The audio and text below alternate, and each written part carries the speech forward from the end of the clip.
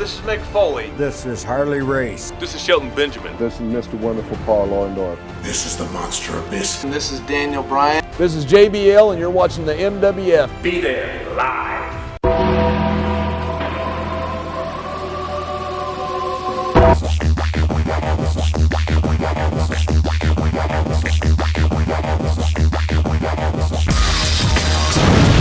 Wrestling fans around the corner, around the world. I'm Dan Marati, joined by Mr. USA WWE Hall of Famer Tony Atlas. A man that is always taking a step in the right direction, the same way he likes his I let women. a woman step on my face.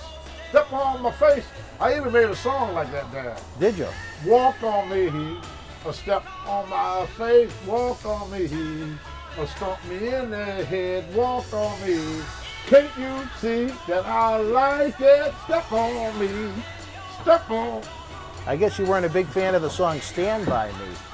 You wanted the These shoes boots are on you. made for walking. Who sang Stand By Me? Gonna do. And one of them days, these boots are going to walk all over me.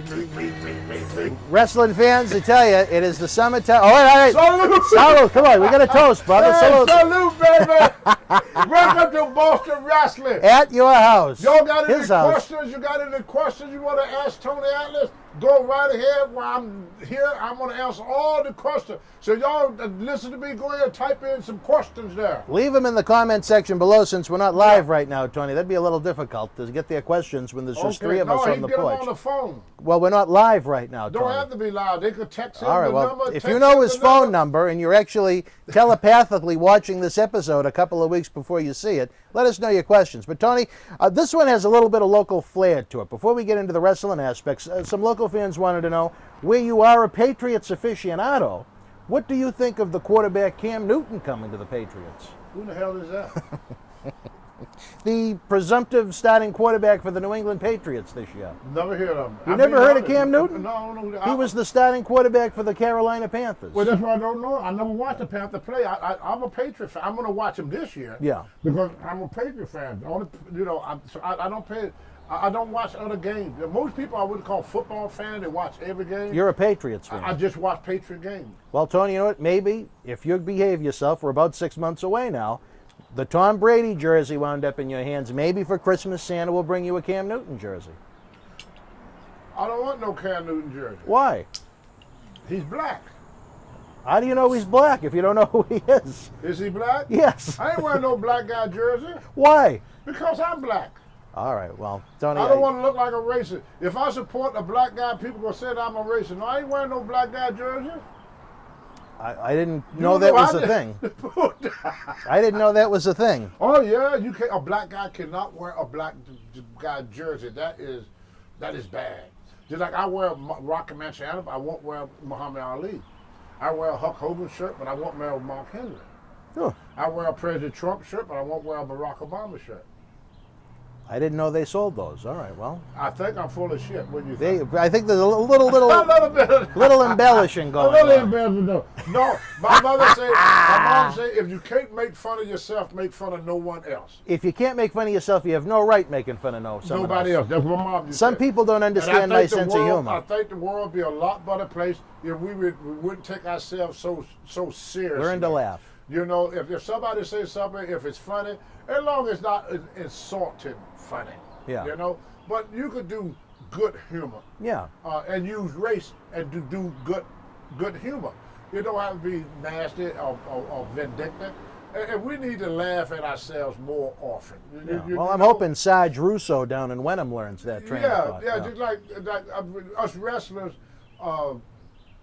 we laugh and joke about each other all the time, but we didn't do it in a mean, vicious way. You know, it was humor. The person could talk more open if they know they could say something without me getting them hair up my butt. In good fun. In good fun. It's all in good fun. We are all Americans. It's all about the intent. It's all about the intent, because one thing that I know from living in Maine, my wife and I ran into some hard times here a couple of years, and people came to our rescue. I got help from white people, I got help from black people, I got help from Chinese people. So when it comes to good people, goodness come in no color. Badness also come in no color. The heart doesn't have a color. The heart do not have a color. So if we could just sit back one day and just have a good laugh at ourselves. You know, I used to watch Red Fox. He did it all the time. And there was good days, Red Fox and George Jefferson. I love Archie Bunker, you know? You loved Archie. Oh, Now, why did you like Archie so much? Who As I don't grab like another Archie one. Bunker? You had to be almost unpatriot not to like Archie Well, Bunker. I think his He humor was wouldn't funny. go over as well in 2020. Right, but because we becoming too sensitive. To what? too stuck up. Too stuck up for Archie Stuck up Bunker.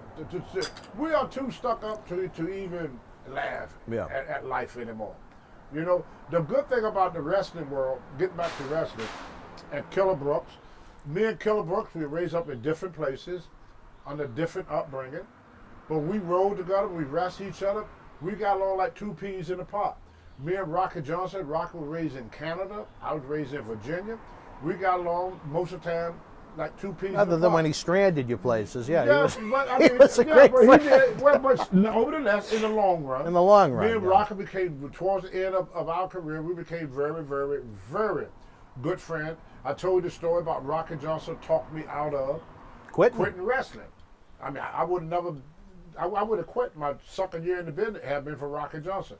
Probably about 10 years, not quite 10 years ago, Rocky, here the wife would talk to my wife, and my wife would say, we're going to be late with our mortgage this month. Rocky told his wife, say Tony what he needs for his mortgage. And this was about 5 years ago. Mm-hmm. So we ended up, you know, really liking each other and respecting each other. See, if I like and respect you, you can't say nothing to hurt me. My mother said people that turn against you that quickly, they wasn't your friend anyway. To begin with. They were not your friend for I agree with that. Yeah, if a person your friend, they would overlook your shortcomings. You know, depending on what it is. I mean, if you rape their wife or something like that. That might be a little hard to overcome. That's a little bit rough. That's a different, than being late for dinner, Yeah, but you don't blow a friendship just because of a misunderstanding. No. I mean, me and Rocky, we had a lot of misunderstanding between us, but it never came between our friendship. You and I, we had some blow-ups, but it never. When do we have blow-ups? Well, the time when I supposed to, you wanted to do something. Oh, well, small little Phone things, calls, but I mean, that's... But not enough to... No. Right, you know, not enough. Anybody can be mad at someone for 15 For minutes. 15 minutes. Me and my wife, we had a couple of little blow-ups, but I'm not going to stop loving her and divorce her just because me and her have a disagreement. Yeah. You know, and I think that our government and people, like, you know... Maybe you should run. For what? President. 2024. If I ran for president, by the time they get through telling all the people all the bad stuff I did in life, the election be over. Okay? The election be over. I'm not smart enough to be president. Well, I don't know. I don't have the intestinal fortitude for it. It's not a job. Do you have character and integrity?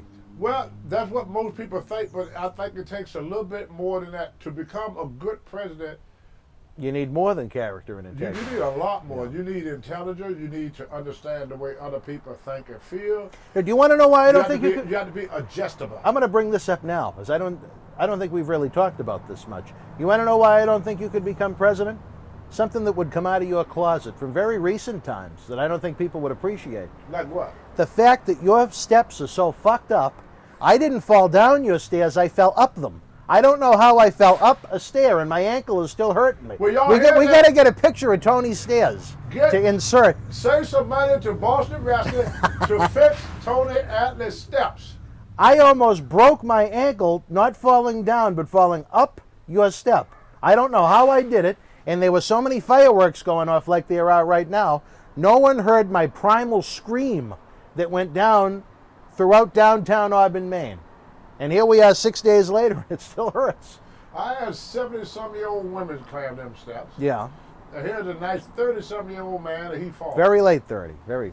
Yeah. We're about as late in the 30s as we Young can man get, fall, kid. old man stand. Up.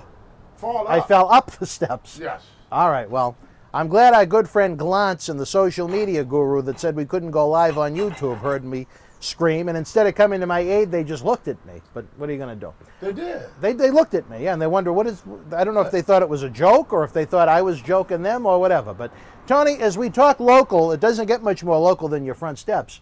But it was 25 years ago this summer, Tony, an experience that you and I both enjoyed in different ways. What, we had began. sex? No, not quite like. Well, you might have. I don't know. But don't fall asleep. around Champs me. Arena. Do you remember Champs Arena yeah. in Salisbury Beach? Yes. What an experience that was. I have to say, Tony, outside of this talk show, maybe my favorite experience in professional wrestling. Ran by the late Rick Martello. He turned a business investors arcade into a small wrestling arena in Salisbury Beach. Had a great thing going. Friday nights, Saturday nights, Sunday afternoon. That's right, yeah. Your memories of the great Champs Arena. Well, it could have been something really, really big if Rick had paid more attention to, all he wanted to do was eat and drink. That's all he wanted to do, eat and drink. I mean, I could see him there just sitting there, shoving them hot dogs down and cheesesteak, sandwich, pizza, sitting there farting, eating, and drinking. But that could have been one great. It's right there. When you think of Chaparral, you see his fat ass sitting out there, and stuff in his face, farting all damn day. But he had great shows. They were awful, which was the beauty of them. They sucked. No, Perry Salo was his headliner. You know what? Good. Perry would come in when he wasn't in ECW or Japan. Perry You're right Salo about that. He had some good people to come in because they loved just hanging out on the beach. And you know how he passed away? I gotta hear He this. was cheating on his wife. He went over his girlfriend's house. Chrissy was the girlfriend, and Marianne was the wife. And he died on a shitter. Yes. Well, And that's how his wife found out he was cheating, because they have to call her to help get him off the shitter. Because they couldn't lift him. What, he was 400 something pounds? oh, I mean, he could have He's 500 been. pounds. He would have been the Italian tugboat. Yeah. He looked was just huge. like Fred Ottman, only he had a bigger nose. Oh, he was freaking huge, you know. Oh, but Tony, I tell you, I remember it was the day we had taping this. It was 25 years ago this weekend. We went for the first time. Rick Martello, Big City Mike, a very nice guy, other than the Yes. fact I guess he was cheating on his wife. Yeah. They turned this small arcade into a small wrestling arena. It probably held about 250 people. That's right. It was nice and cool. It was a way to get away from the Yeah. heat on the beach. 3 times a weekend in the summer. They had a great little collectible stand out in front. That's right. Some old vintage WWF posters at the time. And I fell in love with the place. I fell in love with the locals that would come out. it was The great. LaCroix family would Oh, come. it was great. Sal DiBardino And he would used to get rent his a house. subs. He rented a house Yeah. down the street where the boys could stay over at night. I gotta tell you a funny story. Let's hear it. Happened. There was this little midget. He was from New Hampshire. It wasn't a Haiti kid. It was 2 brothers, Midget 2 little brothers. black midgets. I know who you mean. Yeah, there was out of New Hampshire or Yep. Vermont somewhere. 2 little black midgets. Well, anyway, we used to go and party down at this house. So these girls came to the room. This little midget, he bring this girl to the room. Now the midget, he's a midget. The girl he brings to the room is about 300 pounds. He's going to have sex with this 300-pound women. So I'm laughing because I see this little midget on top of this big 300-pound woman bouncing up and down. And we thought it was funny. Look, he was having sex with a beach ball, you know? So finally, I don't know what got into him. He decided to let the woman get on top of him. As soon as this big 300-pound woman got on top of this little midget, he totally disappeared. He just vanished under He it. just vanished in front of thin air. All of a sudden, these little fingers came out. These like little this. black fingers, yeah. Yeah, he pulling the fat away to get his head out. They look like ants. Finally, on he her. stuck his head out through her big fat stomach, and he looked me right in the eye. He looked me and said this, "Help, help me, help me." And then he went back on all this fat. I'm laughing so hard. The old buddy of mine was named Bill Silverman. He was a referee. The referee, yeah? He said, "Tony, I think he really needs help." We pulled the girl off him. He was out like a light. She was suffocating him. And I asked him, I said, "Why you put that great big woman on top of you?" Well, she wanted to. Funniest thing I've seen in my life. But I remember him moving that fat out the way. He stuck his head out from underneath all that fat and go, "Help, help me," and went right back under it. It's like that. Damnest thing I've seen in my life. You weren't on those champ shows every weekend, but you were a semi-regular. Now, what was it? The money, I imagine, wasn't Well, great. no, the being Big Mike deal was every time I wasn't booked, I could come down. When you could get better money. Yeah. Yeah. If I got a booking, then I dip. But if I wasn't booked, I come down. Sometime if I had a show in Pennsylvania, because he did three nights. Friday, Saturday, Right. Sunday. Like if I got to go to Pennsylvania Saturday, I would go down there Friday to Salisbury, and do his show. And then keep stay going. over. Then the next day I leave from Massachusetts instead of leaving from Maine. That saved me about 2 hours of driving. And get a little payday. Hey, got a little payday too. But another time with Bill Silverman was the cheapest person I met in my life. Yeah. One time we was in Cutchers, me, Mario Savoda, Tony Rummer was wrestled in as the Boston Bad Boy. And Rocky Raymond was with him. And Bill Silverman had some what we call banana bread that somebody gave him for Christmas. So I said, Bill, can I have a slice of that banana bread? Oh, sure, T. He gave us one slice of banana bread. He gave Vic Steamboat, which is Ricky Steamboat's brother, a slice of banana bread. The phone ring is Mario Savoda. Mario said, Tony, when you guys get in? I said, well, we just got in. We're unpacking them. He said, well, y'all get through unpacking, come on down. He said, the first round of beer is on me. I said, oh, great, Mario. So I turned around to get my banana bread. It was gone. Way to go. I said, who ate my banana bread? Bill said, I ate it. I said, Bill, you ate the piece you gave me. Why don't you give me another piece? Bill said, I gave you one piece. I'm not giving you no more. I can't give you all my bread. I said, Bill, you never gave me nothing. You ate it. Another time we driving down to New Jersey. And you had to take the Garden State Parkway. Back in the older days, every, 5 miles or 10 miles, you pay 35 cents. So I was with Bill, and I paid for all the tolls. I paid for all the gas. I paid for the rental car. I paid for the food, gas, rental car, all the tolls. I had a $50 bill. The toll was 35 cents. I didn't have 35 cents. It's the last toll before we get off the exit. I said, Bill, do you mind taking care of this last toll of 35 cents? Or sure, T. He paid the 35 cents. So I'm out there selling my gimmicks. After I got through selling my gimmicks, I go back to get dressed for my match. Bill come up to me and said, hey, T, do you have that 35 cents I gave you? That's Silverman.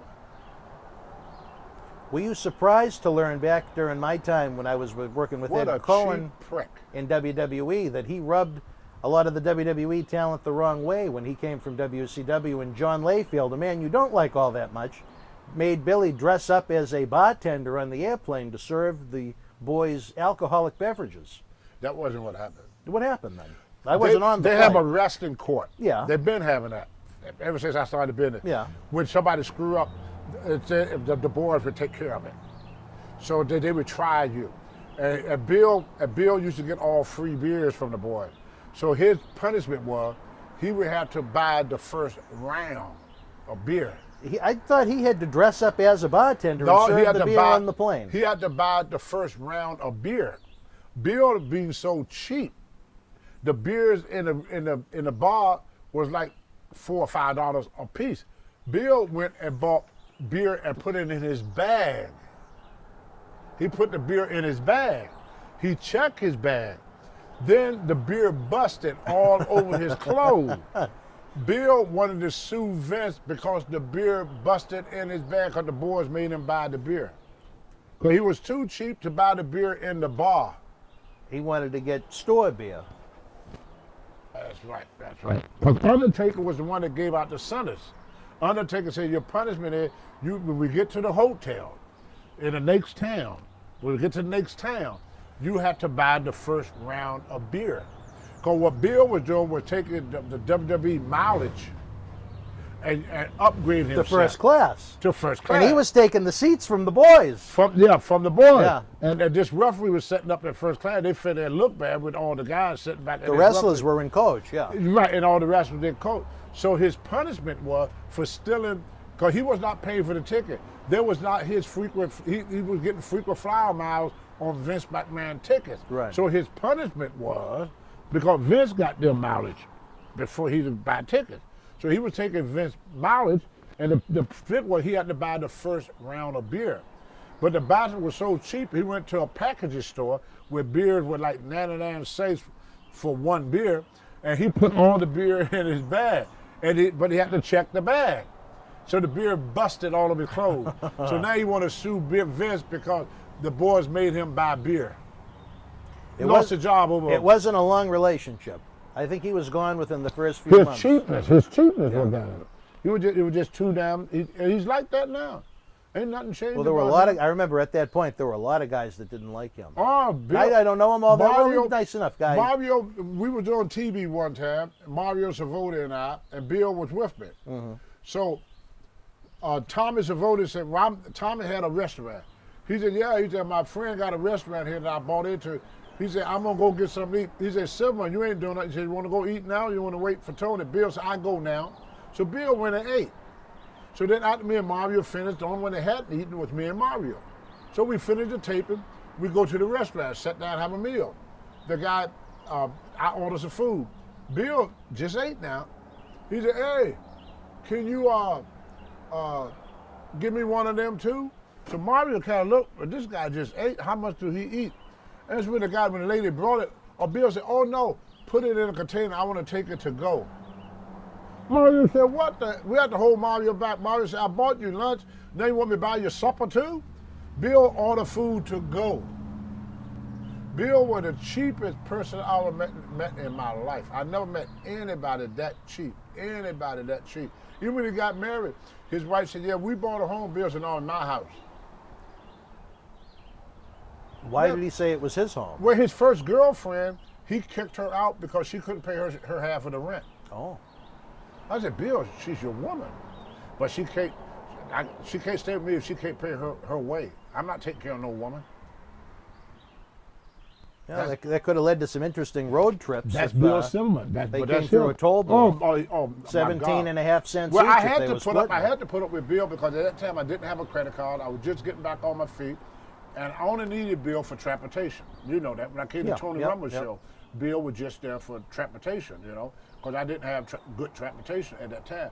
But then later, I just went and started being independent. Now I go by myself. But I don't hold these guys around with me no more. But Bill Silverman, he probably the cheapest person I met in my life. I know that. Back in my pot smoking days, Bill would come over the house. He said, well, I can't smoke at home. I came over to smoke a joint with Tony. He's going to smoke it with me now. Mm-hmm. And then he'd go out on the porch, and he would smoke the whole joint. Because it was free? No, he would smoke the joint. But he'd say he'd come to smoke it with me. Oh, with you. I see what you mean. He said, yeah, he called me and said, Tony, I'll be over in a minute. I'm going to bring you a joint. I said, okay. So, on the way to my house, he smoked it. I said, Bill, where the joint you going to give me? Oh, well, I had to smoke it. I said, well, give me one. No, I already have one for you. But Bill, you smoked it. That's how he would do. He would say he's going to give you something, and then he would drink it or smoke it, and then when you ask for something, he would say, oh, I already gave it to you. He was a difficult road partner. He was a prick. You had to deal with him for quite a while. It was out of necessity. Well, you know what, Tony, I think it's fair in these interviews where we do... I dealt with a lot of wrestlers like that, that you had to be with them, not because you wanted to. There was a necessity, so you had to put up with them. Now, do you think you'll ever say that about me? No, you're a good person. Thank you. I appreciate that. Yeah, you good people. You're honest. You're frank. You do what you say you're going to do. I try. You never screw nobody. What the deal is the deal. The deal is the deal, baby. Yeah, no more, no less. You're a man of your word. Well, thank you. You never screwed me, and you never screwed anybody. So I never gave you the Silverman treatment. You're not like Bill. Like right now, you bought me this Corona. If you were Bill Silverman, hey T, you're gonna pay me for that beer I bought you. Bill gave me a birthday present one time. Okay? And I said, oh, thank you, Bill. He goes, well, it only cost $20. What did he give you? A shirt. And he wanted money for it? He's working at LAB, and it had a sale. LLB. These shirts were like $49 for these shirts. But they was on sale for like $19 or something because there was clearance. It was on the clearance. Mm-hmm. So he bought one on the clearance for it's a $39 shirt, but they were selling it for $19. So you saved $20. Sure. Yeah, it was a $40 shirt that was being sold for $20. So Bill bought me one. I said, oh, Bill, I like this shirt. Well, It only costs $20. I said, oh, okay, Bill, you spent $20. You're going to pay me for the shirt? I said, Bill, I thought it was my birthday present. Well, it is. The discount was your gift, I guess. He'd buy you a birthday present, but then you have to pay him for it. Well, Tony, I didn't want to tell you, but for all the random gifts I've given you over the year, I have the receipt in my bag. You got the over there. receipt? Okay, Bill. Oh, Silverman. But why are you going to give somebody a gift? It doesn't make any sense to me. That was Bill. That was Bill. He's the cheapest prick I met in my life. Is he still in Maine? Yeah, he bought a house in, he got one house in Florida, he got another one in Old Orchard Beach. Wow. Now, what did he do outside of wrestling? That couldn't have been his only source of income. He got invested in real estate. Oh, well, that's Yeah, smart. he invested in real estate. He was a smart man. Mm-hmm. Well, good for him as you chug away on that Corona. Loosen you up a little bit, Tony. Well, who is your favorite traveling partner over the years? I hate to say it, Let's hear Amanda Storm. Would she walk on you with the rest stops? Yeah, she or- was, but no, she was different. Amanda was she liked going to the gym, and I like going to the gym. I just couldn't afford to feed her. She wanted a free meal. But no, it ain't just a free meal. We used to stop at Subway. She would get 2 12-inch sandwiches and eat both of them. She'd get a liter of Coca-Cola or Pepsi or soda, drink the whole liter. And you'd pay for her subs. Yeah, but Why? Why did you pay for the subs? I just want to see her eat. You wanted to. No, why did you want to watch her eat? I never seen a woman eat. You know how big a sub is? Yeah, 12 inches is a sub is a 12-inch She sub. eat 2. Two of them. And drink a liter of soda right after it.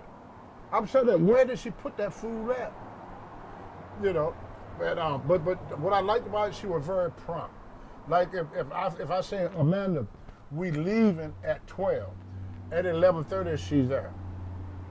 She was always very prompt. She worked hard in the ring, and she was very dependable. You know, if we had to go somewhere, I didn't have to worry about her calling me later with some reason why she could not, can't make the show, or why she can't do it. She was a woman of her word. If she says she's gonna do something, she do it. Me and her, we ran a business together up here for about 4 years. We ran Atlas Championship Wrestling. Oh, she was involved with that with you. I didn't know that. Yeah, she was my partner there for. Now, what did she do outside of wrestle? Well, she helped me to get sponsorship. Oh, really? She helped me put up the ring. She did. After she had her subs, yeah. Amanda would get right out there and put that ring up. I Really? mean, she was like a man. Well, maybe that's why she needed 2 subs. She Yeah, needed the yeah. protein. I mean, but when it comes to anything, I mean, she worked. I mean, she worked like a guy. I mean, That's I why could she see her needed 2 subs. to feed that Yeah. woman. But I had never in my life seen a woman eat like her. Yeah. And when she eat them red sub, about a couple of hours later, she fought, belt, and go to sleep. Then she fought, belt, and wake up. I'm hungry. What the fuck? That's what she do the first day when she wake up. I'm hungry.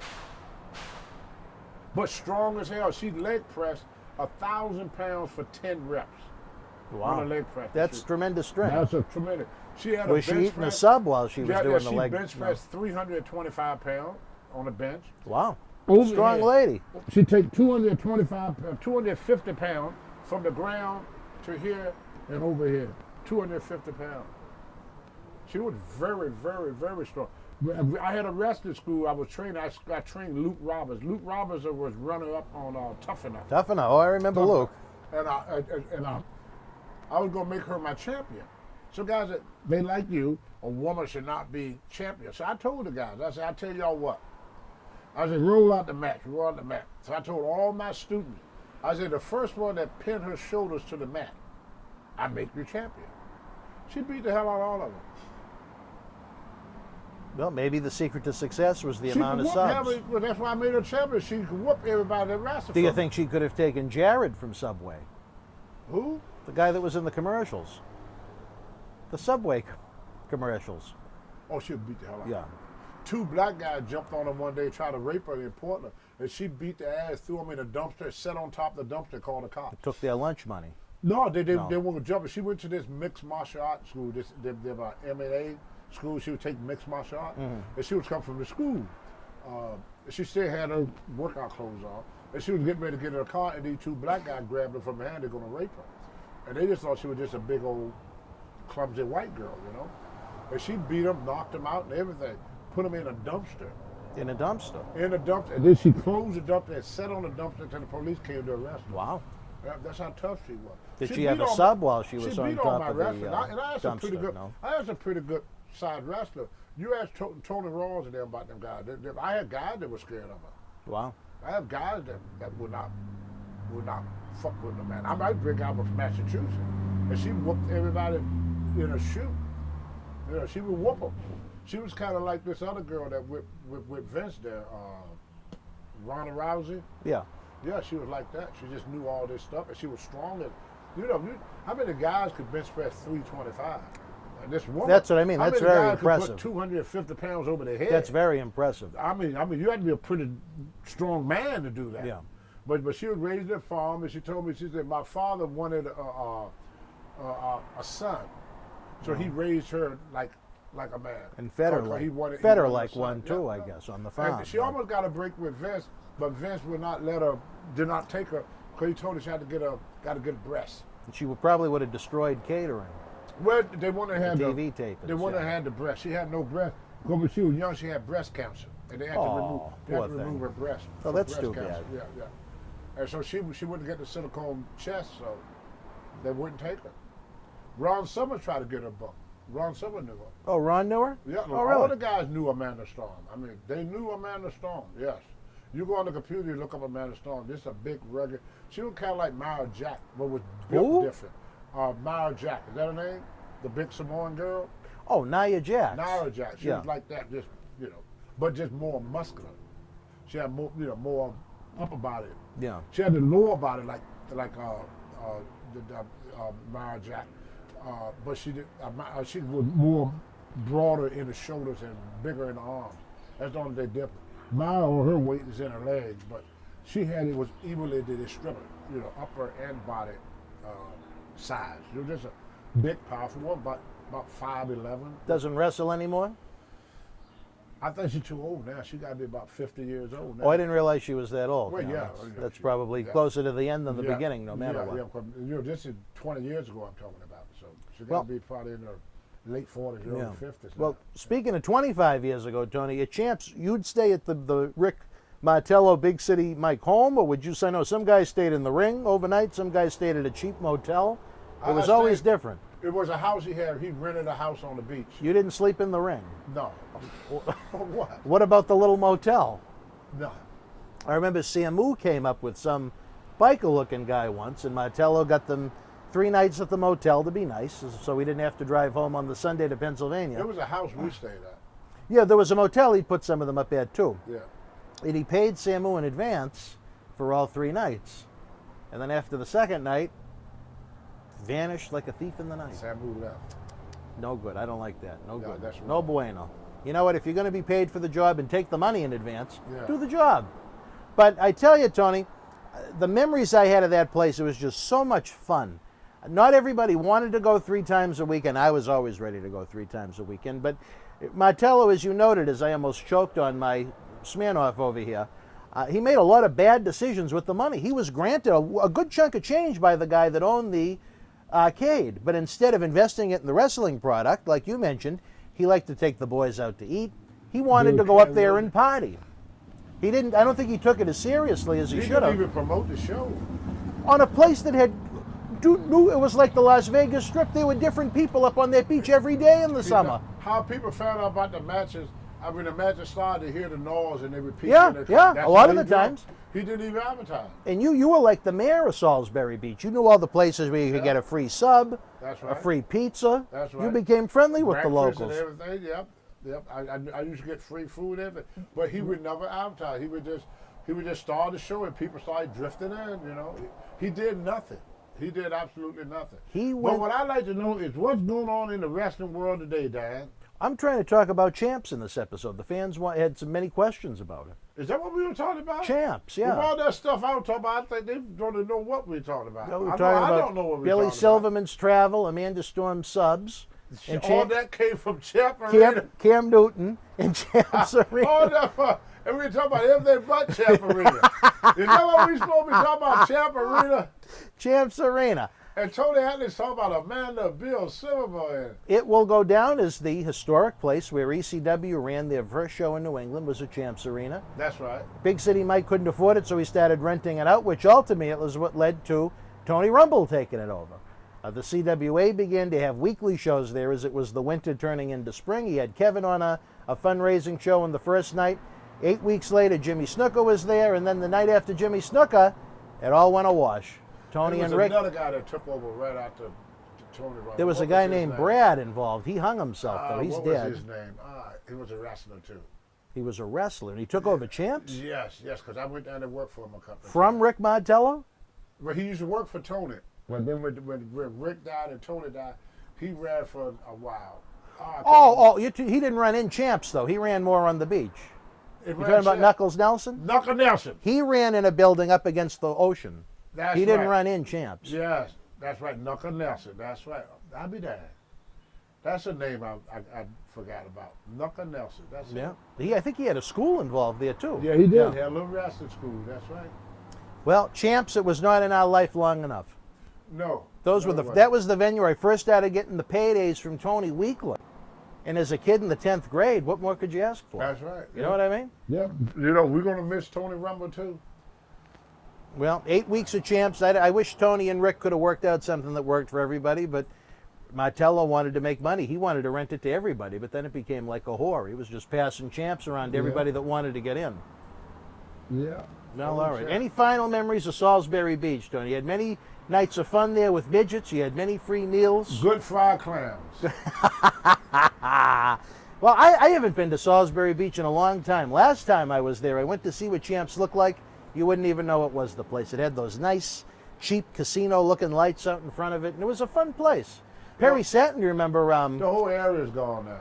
It's nothing there. It's all condos. Hampton Beach took it over. Same thing at Old Orchard Beach. The condos taking over all the beaches now. Everybody want to live on the water now. So people don't do these things no more. They don't want to have fun. Well, we raise a generation of phone addicts. People just want to be on their phone now. People don't want to picnic. They don't want to go to a party. Everybody is on their phone now. That's all people want to do is just play on their phone. That's it. I'm glad I never became as addicted to it as others. We came from a different generation. This generation now, if it ain't on the phone, they don't want to do it. I remember as a little kid, long before I got involved in wrestling, I remember going up there. They had amusements, rides, they had arcades. You could go physically go on the beach to go swimming if you wanted to. It was a nice place. Yep. Nobody do that stuff no more. Well, Tony, rest in peace, Salisbury Beach. Them days are gone, brother. Rest in peace, Rick Martello. Rest in peace, the poor midget that got suffocated under the big fat hefty broad. Rest in peace to the subs that Amanda Storm devoured. Rest in peace for cheap ass Bill Silverman. Your 35 cents that you had to cough up for the toll. 35 cents. Tony, another very interesting episode that's unexpected, but a lot of fun. Let's salute Champs, brother. One more, come on. Champs Arena and Rick Martello, salute. For the Hall of Fame and Mr. USA, Tony Atlas, check us out on Patreon. Get the Tony Atlas goods on eBay. Until we speak again, folks, I'm Dan Murata. You and yours be well. More important, stay healthy. Good night.